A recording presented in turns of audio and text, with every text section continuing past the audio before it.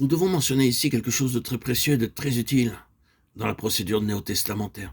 Cela est indiqué dans la première épître à Timothée au chapitre 4, au verset 14, et cela est implicite dans d'autres exemples variés. Ne néglige pas le don qui est en toi et qui t'a été donné par prophétie avec l'imposition des mains de l'assemblée des anciens. Cette assemblée ne signifie pas nécessairement ici celle d'apôtres particuliers, mais sûrement celle de la première épître à Timothée au chapitre 5, au verset 17. Que les anciens qui dirigent bien. C'est vrai, Paul a parlé du don de Dieu que tu as reçu par l'imposition de mes mains, de Timothée 1,6. Il semblerait clair qu'à certains moments, il y a eu un temps de prière pour les membres du corps de Christ. Et dans ce temps de prière, le Saint-Esprit a contraint de demander une certaine qualification particulière par laquelle les personnes concernées contribueraient de façon spécifique au ministère dans le corps. Ailleurs, Paul a exhorté Timothée à faire l'œuvre d'un évangéliste, à bien remplir son ministère, de Timothée 4,5. Et à Archip, il envoya un message particulier.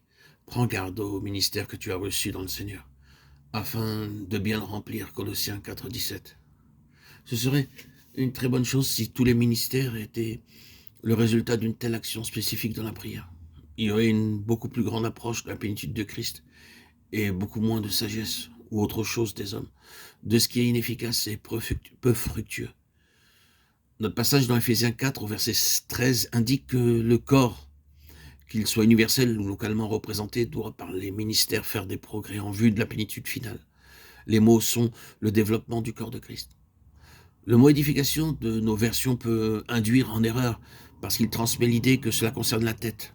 Étant donné qu'il s'agit d'une croissance corporative, cela doit être vrai, bien sûr, de chaque membre. Tandis que Paul mélange ces métaphores, à un certain moment, il parle du temple et à un autre, du corps. Il finit par opter pleinement pour le corps, en tant qu'homme parvenu à l'âge adulte, et ce qu'il veut dire par développement est défini au chapitre 4, au verset 14. Ainsi, nous ne serons plus des enfants. Il s'agit ici de la transition de l'enfance dans laquelle les personnes concernées doivent toujours être l'objet de soins et comme des enfants, elles attirent tout le temps l'attention vers eux, à un état où la personne peut assumer une responsabilité spirituelle et prendre soin des autres, avec le souci désintéressé pour les autres membres du corps. Il s'agit de parvenir à une mesure croissante de Christ, jusqu'à ce que signifie progrès sur progrès, nous parvenions tous, et c'est l'objectif corporatif, à la plénitude de Christ. Le but est atteint. Au chapitre 4 du verset 10 au verset 15, nous sommes ramenés à l'élection, à l'appel et à la vocation, à la conduite et à la marche appropriée.